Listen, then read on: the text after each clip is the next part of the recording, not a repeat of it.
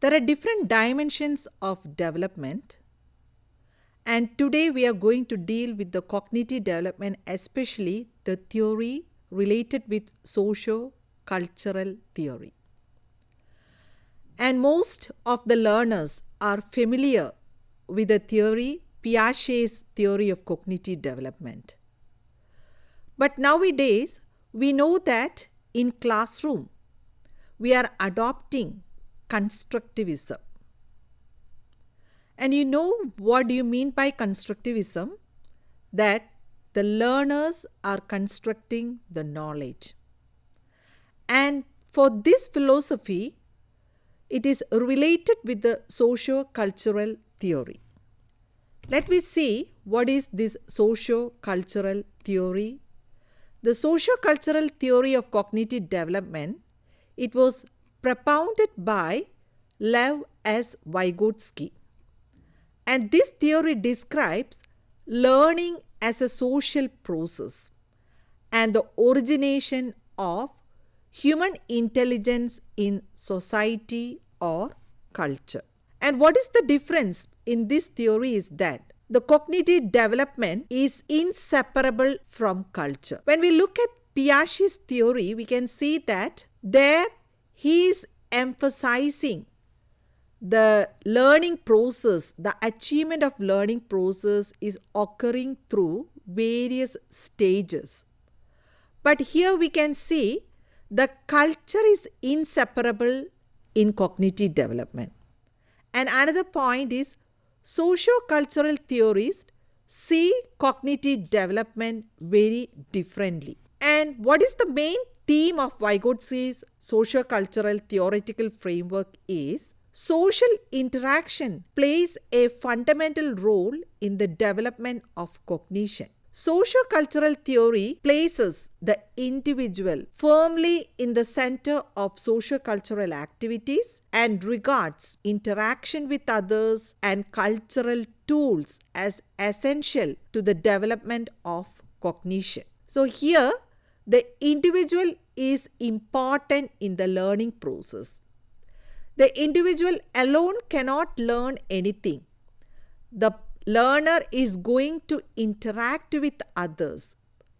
The context of the learning is important, the interacting person is important, and the cultural tools are also important. What do you mean by these cultural tools? Cultural tools means physical or psychological tools that facilitate learning. For example, books, that is a cultural tool. Language is the most powerful cultural tool when we take the case of formal educational setup. And Vygotsky, he stated that action is mediated and cannot be separated from the milieu in which it is carried out. So the milieu here means the person's social environment. So the action is mediated by something and it cannot be separated from the person's social environment. Let me see what is the meaning of the term mediation. Mediation, one of the main concepts of the socio-cultural theory is that the mind is mediated. This means that the individual does not establish a direct relationship with the world, but that this relationship is mediated through the use of tools. So between the individual and the world, there is some mediator, and for that mediator, we term it as tools. And according to Vygotsky, there are two types of mediators. The first mediator is human mediator and the second one is symbolic mediator. What is this human mediator means? The role of human mediator is defined in Vygotsky's theory through the notion that each psychological function appears twice in development. How it appears in twice means once it in the form of actual interaction between people and the second time as an inner internalized form of this function. I will explain this human mediator through an example. Take the case of a child who wants to play with building blocks. That time, the parents, either father or mother, is assisting the child how to build the blocks.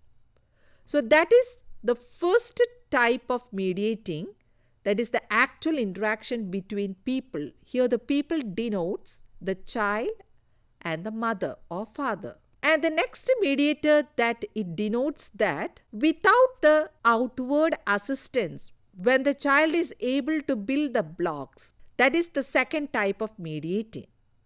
That is, there is an inner internalized form of building the blocks. This is happening in classroom situation also. Here the human mediator is the teacher. So the teacher is using different tools to the children to achieve the concepts, the meaning of concepts. Next, the symbolic mediation. It refers to the external process via symbolic signs or tools in social context through which learner can control mental process after internalization. The symbolic tools must be the signs or anything, artifacts or anything like that. So here the symbolic tools, it denotes the higher mental functioning. And in this theory, we can see that it is based on the concept that human activities take place in cultural context, are mediated by language and other simple systems, and can be best understood when investigated in their historical development. So this socio-cultural theory is otherwise known as cultural historical theory also. Why? Because the cultural context is giving importance in this theory. Next, when we look at socio-cultural theory, it takes into account the broader context in which individuals live and develop, and link these to the development of mind or cognition. So without the cultural context or the context, nothing can be done in the cognitive aspect of a learner. Next, Vygotsky's concept of environment. We have discussed that this cultural context is important. That means the environment. So Vygotsky's concept of environment extended beyond the physical context to include social and affective activity. It means the environment includes the products of cultural development such as speech and other simple systems and social systems and formations. So without the environment, a learning environment is important in this theory. Vygotsky defined the environment not just as the external circumstances of a child's life, but as a context that included tools and cultural objects as well as people. Vygotsky felt that the human environment is a social environment, that the child is a part of a living environment, and that the environment is never external to the child. The social environment is transferred to a significant degree to within the child himself.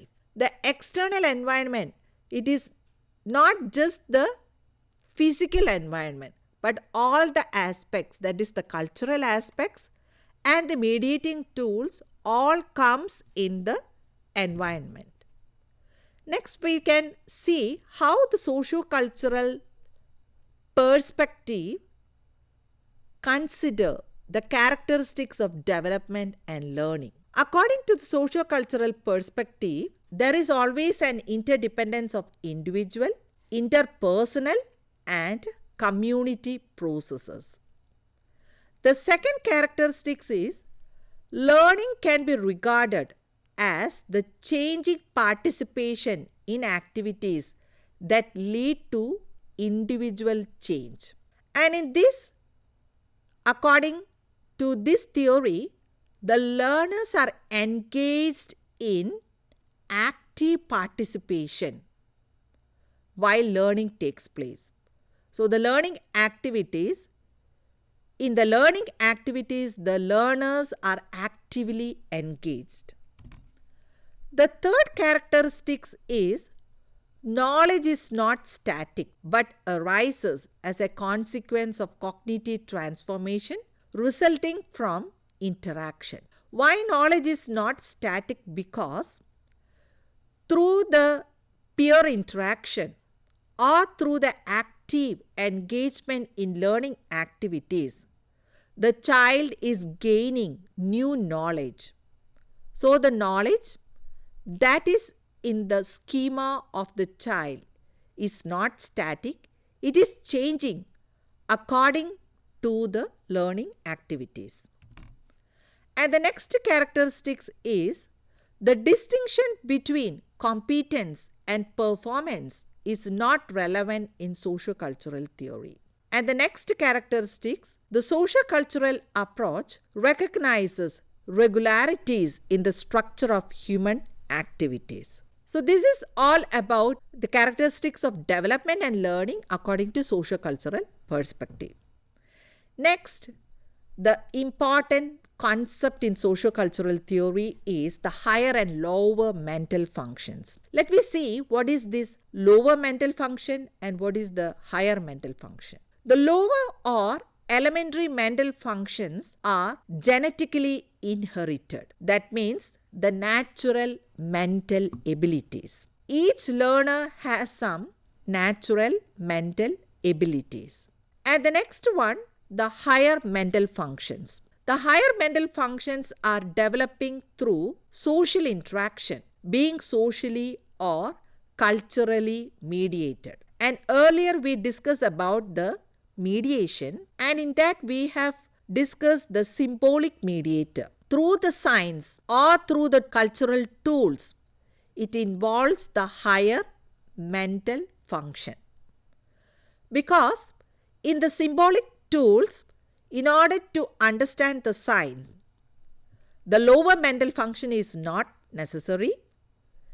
Higher mental function is must. And next concept is intramental versus intermental psychological abilities. When a child is involved in higher mental functions, we can see that every function in the child's cultural development appears twice. The first one on the social level and the second one on the individual level.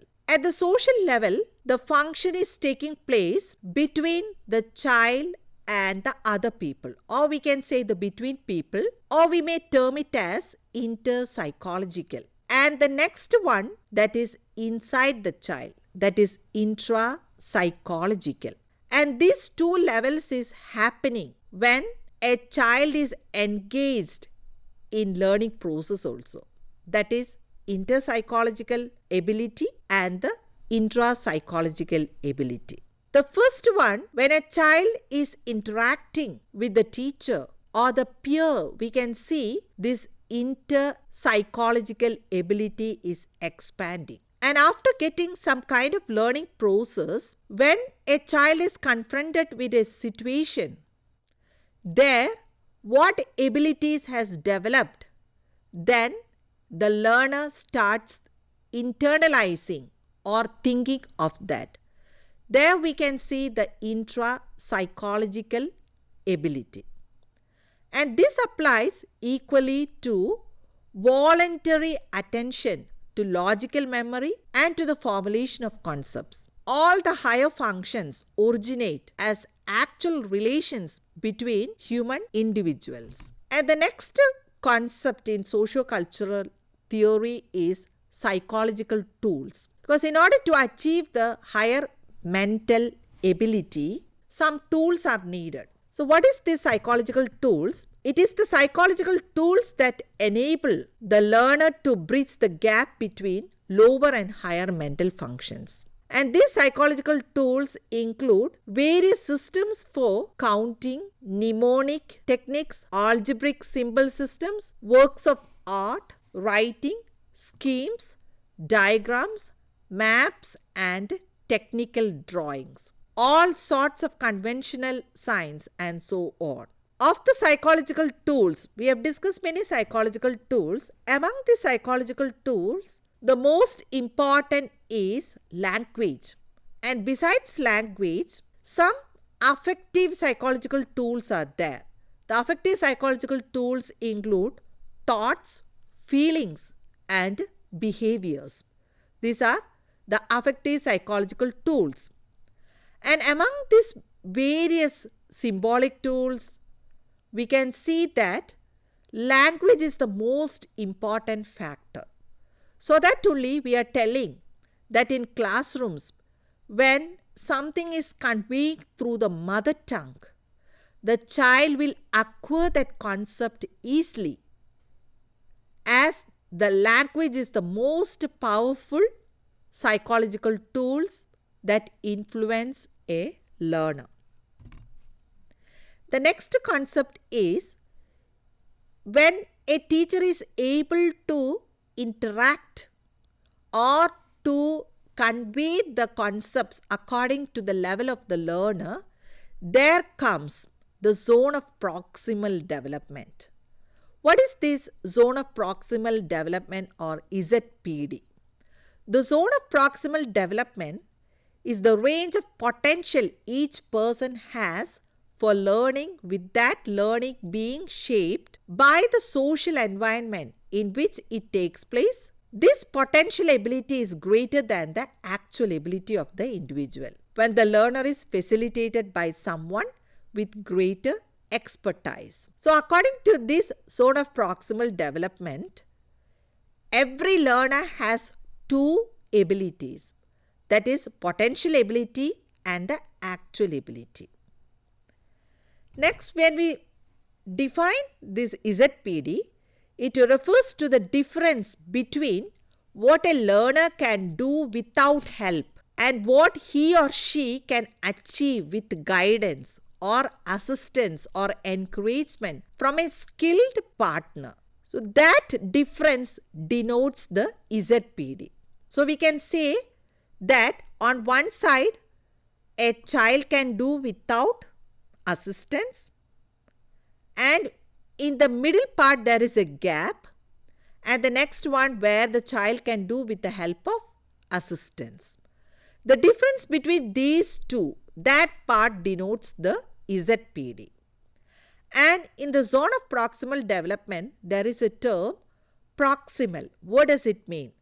The term proximal refers those skills that the learner is close to mastering. That is the meaning of proximal. The zone of proximal development, according to Vygotsky's quote, we can see that the distance between the actual developmental level as determined by independent problem solving and the level of potential development as determined through problem solving under adult guidance or in collaboration with more capable peers. So what the child is able to do in collaboration today, he will be able to do independently tomorrow. That is the concept behind this ZPD. So there is some assistance is needed in the case when the child is not able to do something. In the ZPD, there are different contexts. 3 types of context Vygotsky has emphasized. The first context is developmental context, the second one applied context, and the third one metaphoric space. What is this developmental context? In the developmental context, ZPD is used for explaining the emerging psychological functions of the child.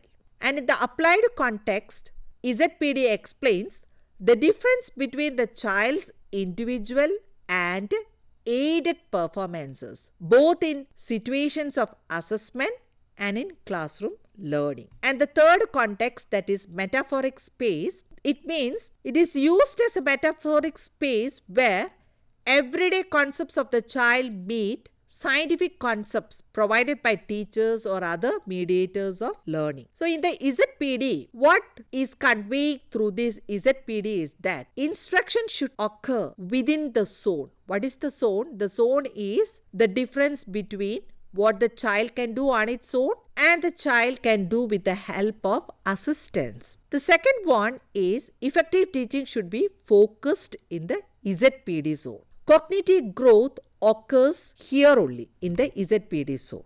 So here the teacher's role is like scaffolding. That is the next term in the socio-cultural theory. What does this scaffolding means? When a teacher is aware of the abilities of a student and responds contingently to his or her responses so that the student eventually increases his or her understanding of the problem. That is scaffolding. So let me define. Scaffolding is an instructional technique where the teacher provides the learner with just enough assistance for achievement of understanding. The students receive help that enables them to complete tasks that they cannot complete independently. When they cannot complete any task independently, there comes the importance of scaffolding. Gradually, as the learner becomes more proficient, the scaffolding should be removed when the child attains the expertise in doing the task on his own or her own. However, studies show that students do not learn as well when told everything to do. Means an autonomous learner, a learner cannot do everything on its own. A little bit type of scaffolding is necessary. So we cannot say that a learner who is left alone can do everything.